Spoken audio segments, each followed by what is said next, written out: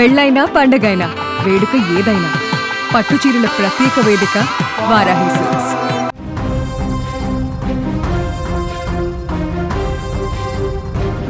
హైదరాబాద్లో మరో ఘోర అగ్ని ప్రమాదం చోటు చేసుకుంది. చందానగర్లో అర్ధరాత్రి చోటు చేసుకున్నటువంటి ఈ భారీ ప్రమాదంతో ప్రజలందరూ కూడా ఒక్కసారిగా భయాందోళనకు గురయ్యారు. ప్రధాన రహదారిపైన ఉన్నటువంటి ప్రముఖ అను ఫర్నిచర్ షోరూంలో ఒక్కసారిగా మంటలు చెలరేగి 5 అంతస్తులలోని ఫర్నిచర్ మొత్తం కాలి బూడిదైంది. ఈ ఘటనలో కోట్ల రూపాయల ఆస్తి నష్టం జరిగినట్టుగా అంచనా వేస్తున్నారు. అర్ధరాత్రి సమయంలో షోరూం నుంచి మంటలు రావడం గమనించిన స్థానికులు వెంటనే అగ్నిమాపక శాఖకు సమాచారం ఇచ్చారు. షోరూంలో చెక్క, కుషన్లు వంటి తేలికైనటువంటి మండే వస్తువులు అధికంగా ఉండడంతో మంటలు శరవేగంగా వ్యాపించాయి. అగ్నికిలలు మరింతగా ఎగిసిపడ్డాయి. చూస్తుండగానే 5 అంతస్తుల భవనం మొత్తం కూడా అగ్నికిలల్లో చిక్కుకుపోయింది. దట్టమైనటువంటి పొగ కమ్ముకోవడంతో స్థానికులు భయాందోళనకు గురయ్యారు. సమాచారం అందుకున్నటువంటి అగ్నిమాపక సిబ్బంది 3 ఫైర్ ఇంజన్లతో వెంటనే ఘటనా స్థలానికి చేరుకొని మంటలను అదుపులోకి తెచ్చేందుకు తీవ్రంగా శ్రమించారు. గంటల కొద్దీ సమయం ఓర్చక్కడ ప్రస్తుతానికైతే మంటలను కొంత కంట్రోల్లోకి తెచ్చినట్టు కనపడుతుంది. అయితే అప్పటికే షోరూంలోని ఫర్నిచర్ పూర్తిగా దగ్ధమైపోయింది. షోరూం జాతీయ రహదారి పక్కనే ఉండడంతో సహాయక చర్యల సమయంలో ట్రాఫిక్ తీవ్ర అంతరాయం కూడా ఏర్పడింది. పోలీసులు వాహనాలను వేరే మార్గంలో మళ్లించారు. ప్రమాదానికి షార్ట్ సర్క్యూట్ కారణమా లేక మరేదైనా కారణం ఉందా అనేటువంటి కోణంలో కూడా అధికారులు దర్యాప్తు చేస్తున్నారు. ఈ మధ్యకాలంలో ఇప్పటికే గతంలో అనేక ప్రమాదాలు చూసాం. హైదరాబాద్ నగరంలోనే మరలా అలాంటి భారీ ప్రమాదమే చోటు చేసుకుంది. ఇప్పుడు సమ్మర్ సీజన్లో ఇలాంటి ప్రమాదాలు ఇంకా ఎక్కువగా జరిగేటువంటి అవకాశం ఉందంటూ కూడా నిపుణులు హెచ్చరిస్తున్నారు. గతంలో కూడా ఇలాంటి ప్రమాదాలు సమ్మర్లో ఎక్కువగా కొనసాగడం మనం చూసాం. ఈ యొక్క ఎండ తీవ్రతతో కూడా ప్రమాదాలు జరుగుతుంటాయి. ఇప్పుడు షార్ట్ సర్క్యూట్ కారణంగా ప్రమాదాల తీవ్రతలు కూడా పెరుగుతున్నాయి. మరి ప్రమాదం షార్ట్ సర్క్యూట్ కారణంగానే జరిగిందా లేక ఇంకేదైనా కారణం ఉందా అనేది తెలియాల్సి ఉంది. దానికి సంబంధించి దర్యాప్తు కూడా కొనసాగిస్తున్నారు.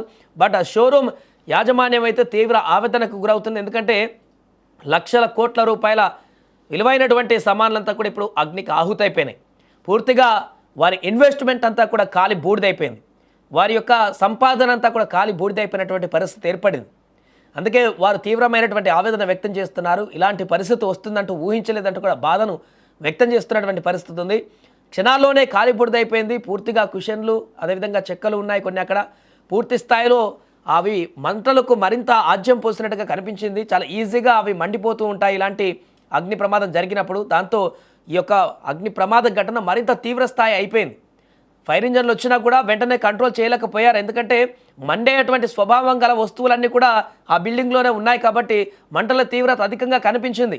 అయినా కూడా చాలా సమయం పాటు శ్రమించి ఎట్టకేలకు అగ్నిమాపక సిబ్బంది ఇప్పుడైతే పూర్తిగా మంటలను అదుపు చేసినట్టుగా తెలుస్తుంది. కొంత లోపల ఇంకా అగ్నికిలల లాంటి పరిస్థితి ఉన్నప్పటికీ కూడా ప్రస్తుతం అయితే ఇంకా భారీ ప్రమాదం నుంచి అయితే బయటపడినట్టుగా చెప్తున్నారు.